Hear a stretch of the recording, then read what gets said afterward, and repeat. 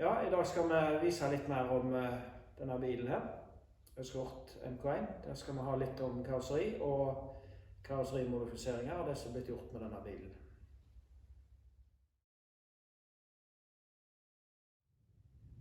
Ja, vi kan fortelle litt at denne bilen hadde rust her. Det er ganske vanlig på disse bilene. Det er nok tridobbel plater og litt sånn så rustet.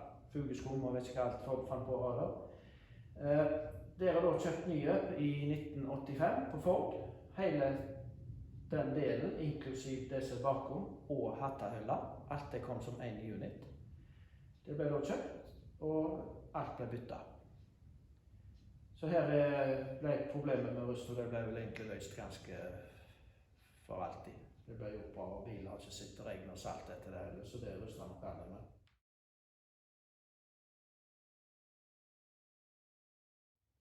Skjermoppbyggerne, de er da originale Ford.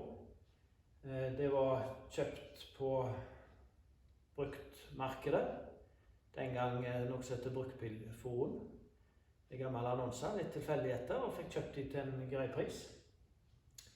Veldig grei å montere. Det er klart at Ford og passformen på dem var noe bedre enn det som er på markedet i dag. Blant annet disse linjene her var veldig lette å få fine. Sammen med den linja der. Og det som mange gjerne gjør litt feil i dag når de monterer på ettermarkedsutbyggere, det er at den linja her er ikke bein. Den går litt ut. Det er jo egentlig litt feil. Og det samme blir jo da på kanalen fremme der. Der er bein i linja. Så da er korrekt. Og den får en til med de som er i handel i dag, men den er mye enklere på disse som er originale. Så alle 4 utbyggerne er originale Ford. Litt av det som avgjorde valget med å sette utbyggere på denne bilen, det var den tiden hvor broren hadde den, og han som hadde den imellom meg og broren, som egentlig aldri brukte bilen, men han monterte da Golf 1 hjulbuer på grunn av lite grann rust på hjulbuene. Det var ikke helt vellykket i forhold til plassering og litt sånn, og heller ikke så veldig fint. Så det var valget mitt med å sette på utbyggere. Utbyggerne var jo et option for Ford, for bilene fikk en ganske kjapp karriere i motorsport. De var vel bare måneder etter de var lanserte, så var de allerede begynt å vinne i rallycross, og så var det jo rally som har vært store på disse bilene. Så de har vel en gang vært benevnt som tidenes mest vinnende bil. Jeg har vært med på veldig mange ulike konkurranser, så det er jo litt av det som gjorde at Ford valgte å ha en del utstyr til de, både på hjuloppheng og karosseri. Bilen har også da fått montert krumlister, noe som kom på standard fra høsten 72, for de som ble solgt i Norge. Det var vel noen før det som heter Super, og en del av de som hadde. Egentlig ikke på en RS. Jeg hadde da i blanke her. Men det ble nå montert. Det kom fra en delebil som hadde, en av de siste som ble solgt i Haugesund. Der kom også dørlåsen. Låselunderen. Den er litt større for de som er litt observante og kan Ford. Så ser de at den er samme som Ford-Taunus fra 76 blant annet. Det vil si at du kan bruke samme nøkkel som du har i tenningslåsen. Kan du bruke her. Så det er jo et valg. De hadde siste utgaven av MK1. De hadde da den. Speil. Det er jo fra nyere utgave. I og med at det har vært veldig vanskelig å få tak i korrekte speiler for denne årsmodell. Så det er da plastikken bakom fra MK2 stasjonsvogn, så da har samme profil i dørene. Så det var jo for så vidt bolt-on.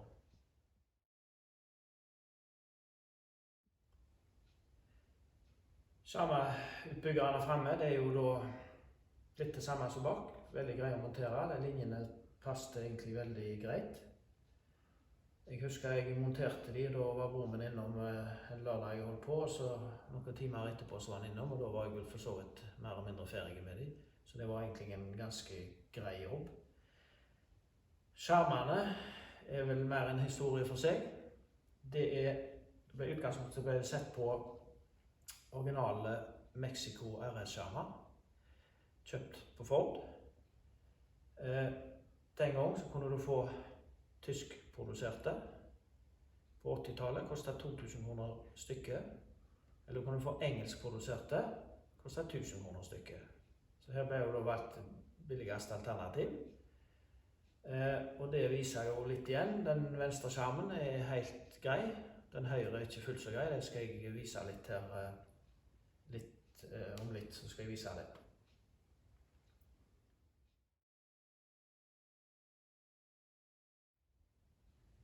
Her er jo da på alle som er levert i Norge, så har de forsterkningsplater her.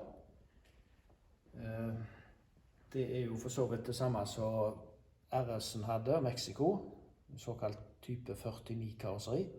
Det er jo en del andre forsterkninger som det innebærer, men det skal vi ta litt senere i neste film. Frontpanelet har vært byttet en gang, uvisst hva tid, men en eller annen gang for bilen var nytt, frem til 1985, så har det vært byttet. Sikkert en liten skade. Det var ikke rust på batterikasse og det som ofte er et problem. Så der har bilen vært veldig bra. Litt rust bak med kulen til varmeapparatet. Det ble noe samblåst og fuget og ordnet den gangen den ble restaurert. Kunne kanskje vært gjort litt bedre, men det er i hvert fall ikke hålrustet som det ofte var. Litt tilbake til den skjermen, som da er engelsk produsert. En av problemet er jo, for å illustrere det litt, hvis du bruker 1 time på å montere den venstre, så bruker du 8 timer på å montere den høyre, hvis du skal gjøre det korrekt. Blant annet så er den linjen her. Den er ikke korrekt. Den krever litt arbeid. Jeg kan også nevne det at den grillen der skulle kasseres på lokale Ford-forhandlere. Den kommer fra en 68-modell, så er det en liten panseråpner. Men den var da helt ny. Da var den helt blank, så den er lakkert i svarte her. Det er det jeg har gjort. Skjermen, den har også et svakhet til. Det er nede her. Veldig vanskelig å få tilpasset. Her var det, i og med at dette ble tenkt som en kul bruksbil en gang på 80-tallet, så ble ikke det lagt så veldig mye arbeid, så den er litt feil. Stikker litt ut forbi. Dette går an å få til, men som sagt, hvis du bruker mange timer mer på denne siden enn du gjør på andre siden, så blir det bra, men det var da litt av det som kom fra England. Så her ser den den stikker en del ut forbi.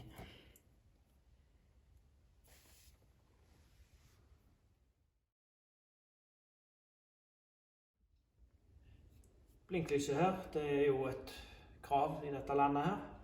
Det skal egentlig være en annen type, litt smalere lenger. Det ble jo tatt et valg med Sierra Escort av nyere, som ble montert. Litt dosje, for det er 2 lipper som skal ha plass, som står opp og ned. Så har jeg ikke hvorfor det, så kunne jeg tatt det vekk, og så kjøpt, for i dag får du tak i det rette typen. Men det er noe så det er et Ford blinklys, og det er i jobben, så hadde det vært i dag senere hvor jeg gjort et litt annet valg på akkurat det.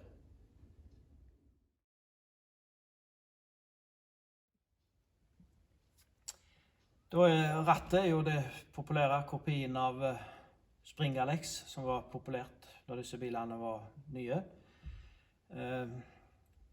Passer bilen veldig godt egentlig. Får tak i originale logo til og med. Instrumentene og feiketreet, det er fra en tidlig MK1. Og når jeg sier tidlig MK1, så er det litt, en kan se på instrumenttavlene her, at de går kona innover. Det var de tidlige utgavene som hadde. Og det ble fått tak i en eller annen plass på bruktmarkedet på 80-tallet. Så har fungert veldig greit. Så har vi midtkonsoll. Det kommer da fra en 74 Capri GT, med klokka og det som er. Veldig presise klokker, den går fantastisk rett. Helt utrolig. det var litt tilfeldig, men det passet greit inn. Og en Ford-sak, så det synes det var greit den gangen dette bilen ble fikset. Setene, det er da fra en Capri 3 liter, 78 modell. De har det der skotske mønstret i seg. Det ble da kjøpt formsydde setetrekk fra et norsk firma som heter HTS. Det er en plan om å bestille originale trekk i svart med matchende tilbakesete fra Eldridge i England. Det kommer vel i løpet av vinteren gjerne. Men de setene passet greit på skinner, og overgangen fra Caprien og Escorten det var ganske likt, så det var veldig enkel sak å montere. Veldig gode å sitte i, og en av Ford-seter, om det ikke akkurat er periodisk rett til denne bilen, så er de nå helt greie.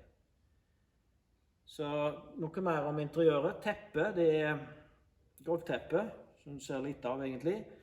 Det kommer fra en 77 med 1600 Sport, hvor eieren hadde vel aldri passasjerer i bilen, og var uheldige 2 ganger ganske tett og krasjet bilen. Til slutt så enda han som rallycrossbil.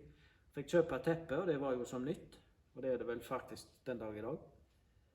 Innertaket, det fikk seg et strøk med spesiallakk for sånne ting, så det er svart. Det har nå montert et stereoanlegg, så det sitter noen høyttalere bak der. Det var for så vidt greit den gangen. Det som er vel mest unikt interiørmessig her, det er noe som sitter litt nedi her. Det som sitter her er vel det som er mest unikt med denne bilen. Og det er da en servostyring. Elektrisk servo montert på ratteaksel, så det heter fint i vognkortet. Den er da lagt til litt dreying og fresing og sveising. En fantastisk oppgradering på en sånn bil som dette, spesielt med de hjulene som sitter på. Så det ser vi litt av her.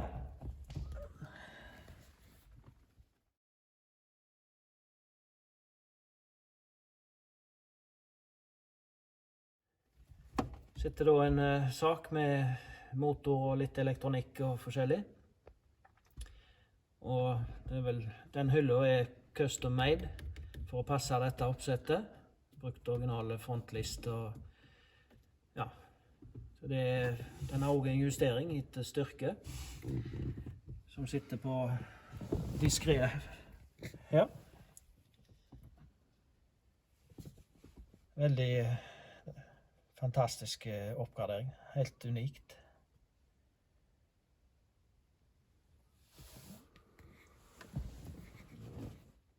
Ja, det var det vi hadde for denne gang.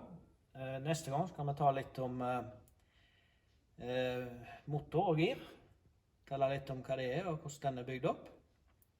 Og litt det som er gjort i motorrommet for å bruke den motoren, de små modifiseringer, det skal vi ta neste gang. Så for de som liker dette, så må de klikke like og gjerne abonnere, så skal vi levere mer av ting som dette.